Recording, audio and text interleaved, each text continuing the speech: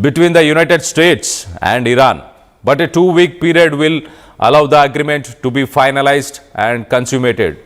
On behalf of United States of America, as President and representing the countries of Middle East, have this long-term problem close to resolution. So మొత్తానికి అయితే ఇటు middle east కంట్రీస్కి నేను ఒక representative, America ఒక రిప్రజెంటేటివ్గా మేము మాట్లాడుతున్నాం. Middle eastern కంట్రీస్లో గల్ఫ్ దేశాలకు కూడా శాంతి దక్కాలి అన్న ఉద్దేశంతోనే ఇదంతా నేను చేస్తున్నాను. మిలిటరీ పరంగా ఏవైతే అచీవ్మెంట్స్ని మేము సాధించాలనుకున్నామో అవన్నీ కూడా సాధించేశాము అంటూ ఇటు ట్రంప్ చెప్తున్నాడు. మరోపక్కన చైనా గనక ఇరాన్ని ఉసిగొల్పిన, చైనాకి ఆర్మీ వెపన్స్ని సపోర్ట్ చేసిన, సప్లై చేసిన, యుద్ధం కోసం ప్రేరేపించినా కూడా దాని పర్యావాసాలు మామూలుగా ఉండవు అంటూ ఇటు ట్రంప్ చెప్పుకొచ్చే ప్రయత్నం చేశారు. ఒకసారి ట్రంప్ దీని గురించి ఆయన అలాగే దీని గురించి మాట్లాడిన మాటలు కూడా ఒక్కసారి వినే ప్రయత్నం చేద్దాం. ఈ డిస్కషన్స్ గురించి, అలాగే ఈ మిడిల్ ఈస్ట్లో ఉన్న ఈ టెన్షన్స్ గురించి ఏం మాట్లాడుతున్నాడో విని దాన్ని కూడా విశ్లేషించే ప్రయత్నం చేద్దాం. We're going to see what happens. We're in very deep negotiations with Iran. We win regardless. We've defeated them militarily. They've dropped a couple of water mines. You call them water mines in the boat. We've defeated all of their water boats too. Their navy has gone 158 ships. They have 28 water droppers, mine droppers they call them. All of them are sunk. They probably have a couple of mines in the water. We have mine sweepers out there. We're sweeping the strait. In addition to that, we're negotiating. Whether we make a deal or not makes no difference to me. And the reason is because we've won. Whether you listen to the fake news or not, you know, it's amazing. Their credibility is down to 13%. The media credibility down to 13%. Think of it. We defeated their Navy. We defeated their Air Force.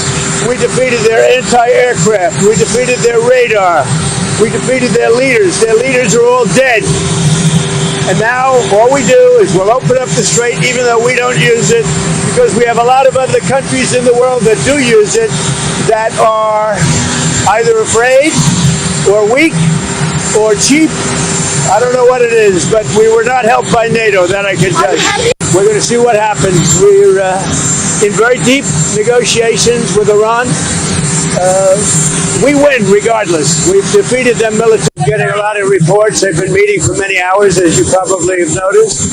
We'll see what happens. Look, regardless, we win.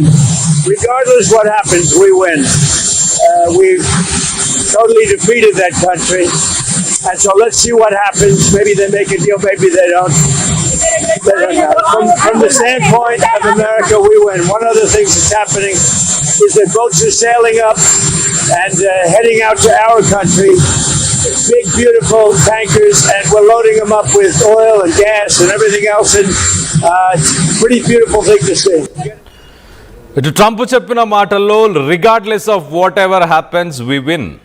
జరగాల్సిందంతా జరిగిపోయింది. Top leaders అందరినీ చంపేశాము, వాళ్ళ navy మొత్తాన్ని destroy చేశాము, వాళ్ళ air ఫోర్స్ని destroy చేసేసాము, చేయాల్సిన achievements అన్నీ అయిపోయినాయి. ఇప్పుడు ఇరాన్ దగ్గర ఇంకా ఏమీ లేవు.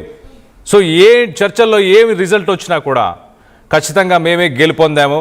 అండ్ ఈ గెలుపుకి ఇతర దేశాలు ఏవి కూడా కారణం కాదు. నాటోకు సంబంధించిన దేశాలు అసలు హెల్ప్ చేయలేదు. అవి చాతగానివా లేకపోతే అవి చీపా, ఆ దేశాల గురించి వాళ్ళకే వదిలేస్తున్నాను, కానీ నాటో నాకు ఎలాంటి హెల్ప్ చేయలేదంటూ ఇటు ట్రంప్ మాట్లాడుతున్నాడు. సో మొత్తం మీద డీప్ డిస్కషన్స్లో ఉన్నాము. సాధించాల్సిందంతా సాధించేసాము. 158 షిప్స్ని కూల్చేశాను. ఆ మైన్స్ ఏవైతే మైన్స్ని పెట్టే షిప్స్ ఉన్నాయో వాటిని కూల్చేశాను. వాళ్ళ ఎయిర్ ఫోర్స్ మొత్తాన్ని ధ్వంసం చేసేసాను. రాడార్ సిస్టాన్ని ధ్వంసం చేసేసాను. మేము గెలిచేసాం.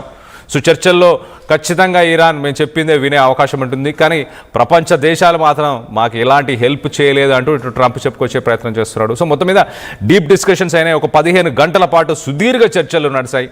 ఆ సుదీర్ఘ చర్చల్లో మొదటగా ఇటు స్ట్రెయిట్ ఆఫ్ హార్మోజ్ని ఓపెన్ చేయాలి. ఆ స్ట్రెయిట్ ఆఫ్ హార్మోజ్ని ఓపెన్ చేసిన తర్వాత ఇతర దేశాలకు సంబంధించిన నావీ ఎస్కాట్స్ ద్వారా ఆ వెజల్స్, ఆ షిప్స్ వచ్చేలాగా అవకాశం ఇవ్వాలి అంటూ ఇటు ఇరాన్కి ఆ ప్రపోజల్ని అమెరికా పెట్టినట్టు తెలుస్తుంది.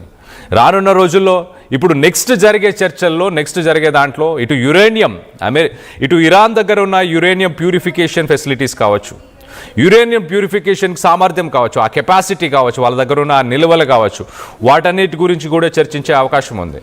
ఇటు ట్రంప్ మాట్లాడుతూ గతంలో ఉన్న ప్రభుత్వాలు, గతంలో ఉన్న రెజిమ్ అవన్నీ కూడా వేరే రకంగా ఉండే, ఇప్పుడున్న వాళ్ళు స్మార్ట్ ఇంటెలెక్చువల్ పీపుల్ ఉన్నారు, వీళ్ళు స్మార్ట్ డెసిషన్స్ తీసుకుంటారు అంటూ చెప్పుకొచ్చే ప్రయత్నం చేశాడు. సో మొత్తం మీద టాప్ లీడర్స్ అందరినీ చంపేశాము.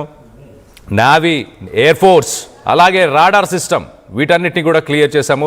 ఇరాన్లో ఏవైతే మేము అచీవ్ చేయాలనుకున్నామో ఆ అచీవ్మెంట్స్ అన్నీ కూడా చేశామంటూ ఇటు ట్రంప్ చెప్తున్నాడు. మరో పక్కన ఇస్లామాబాద్ చాలా క్లియర్గా నెగోషియేషన్స్ ముందుకు వెళ్తున్నాయి. ఇంకా కొన్ని ప్లేన్స్లో ఇరాన్కి సంబంధించిన ఆఫీషియల్స్, ఇంకా ఇరాన్ నుంచి కొన్ని ప్లేన్స్ వచ్చాయి, ఆ ఆఫీషియల్స్ కూడా వచ్చారు.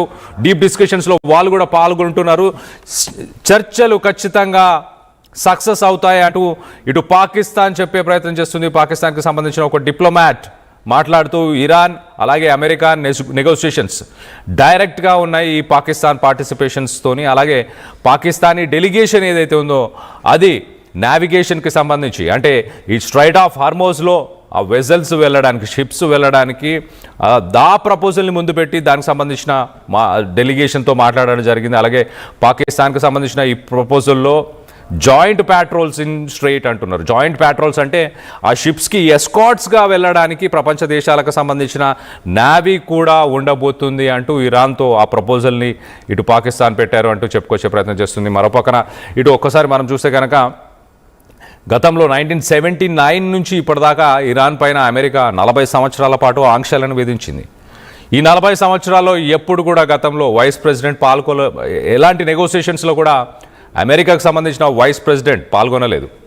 అలాగే ఇరాన్కి సంబంధించిన పార్లమెంట్ స్పీకర్ కానీ, హైయర్ ఆఫీషియల్స్ కానీ ఈ డిస్కషన్స్ జరుగుతున్న సమయంలో మధ్యలో వీళ్ళు అమెరికాకు సంబంధించిన ఆఫీషియల్స్తో, అంటే ట్రంప్తోని ఇటు వైస్ ప్రెసిడెంట్ జేడీ వ్యాన్స్ ఆయన ఫోన్లో మాట్లాడడం, ఎప్పటికప్పుడు డెసిషన్ మేకింగ్ చేయడం. ఎట్ ద సేమ్ టైం ఇటు ఇరానియన్ పార్లమెంట్కి సంబంధించిన స్పీకర్, ఫారెన్ మినిస్టర్ అబ్బాస్ అరాగాచి, వీరందరూ కూడా ఇటు మొస్తబాతోని కానీ అలాగే ప్రెసిడెంట్ పెజాష్కియన్తో కూడా చర్చలు, అంటే ఇటు ప్రపోజల్స్ గురించి డిస్కషన్ చేయడం, తర్వాత అక్కడ ఇరాన్లో ఉన్న సుప్రీం లీడర్స్తో కానీ ఆ ప్రెసిడెంట్తోని మళ్ళీ ఫోన్ కాల్స్లో మాట్లాడి ఏం మాట్లాడాలి అని ఎప్పటికప్పుడు మాట్లాడుకుంటూ, సో మొత్తం మీద 15 గంటల పాటు నాన్ స్టాప్ సుదీర్ఘంగా పాకిస్తాన్లోని ఇస్లామాబాద్లో ఉన్న లగ్జరీ హోటల్ సెరెన్ అనే ఒక లగ్జరీ హోటల్లో ఈ డిస్కషన్స్ అన్ని కొనసాగుతూనే వస్తున్నాయి. సో రానున్న కొన్ని గంటల్లో ఇప్పుడు రెండో రోజుకు సంబంధించిన చర్చల్లో ఖచ్చితంగా ఇటు యురేనియం ప్రొడక్షన్, అలాగే స్ట్రైట్ ఆఫ్ హార్మోజ్ ఓపెన్ చేసే కండిషన్స్, ఇటు ఇరాన్ని మళ్ళీ రీబిల్డ్ చేసుకోవడానికి, రీకన్స్ట్రక్ట్ చేసుకోవడానికి ఇరాన్ డబ్బులు అడుగుతుంది. ఇటు ప్రపంచ దేశాల నుంచి, మరి ముఖ్యంగా అమెరికా నుంచి బిలియన్స్ ఆఫ్ డాలర్స్ని నష్టంగా, ఈ యుద్ధానికి నష్టంగా ఆ కన్స్ట్రక్షన్ చేసుకోవడానికి, మళ్ళీ రీకన్స్ట్రక్ట్ చేయడానికి వాటన్నిటి కోసం డబ్బులు అడుగుతున్నట్టు తెలుస్తుంది. సో మరి దానికి కూడా ఒప్పందానికి సిద్ధంగా ఉన్నామంటే ట్రంప్ ఒక పక్కన ఇరాన్ ముందుకు తీసుకొచ్చిన 10 పాయింట్స్ మాకు సమ్మతమే, కొన్ని పాయింట్స్ కొంత నెగోషియేషన్ చేసుకుంటే సరిపోతుంది అంటూ ఇటు ట్రంప్ మాట్లాడాడు. మరో పక్కన యుద్ధాన్ని మేము ఆల్రెడీ ఎప్పుడో గెలిచేసాము, ఈ పీస్ టాక్స్ ఎలాగా కంటిన్యూ అయినా కూడా, సక్సెస్ అయినా అవ్వకపోయినా ఇరాన్ పైన యుద్ధంపై మేము సక్సెస్ ఆల్రెడీ అయిపోయాము, అక్కడ ఉన్న నావీని నాశనం చేసేసాము, అలాగే వాళ్ళ ఎయిర్ ఫోర్స్ రాడార్ సిస్టమ్ పూర్తిగా ధ్వంసం చేశామంటూ ఇటు ట్రంప్ చెప్పుకొచ్చే ప్రయత్నం చేశాడు. సో దీనికి సంబంధించి మీరేమనుకుంటున్నారు?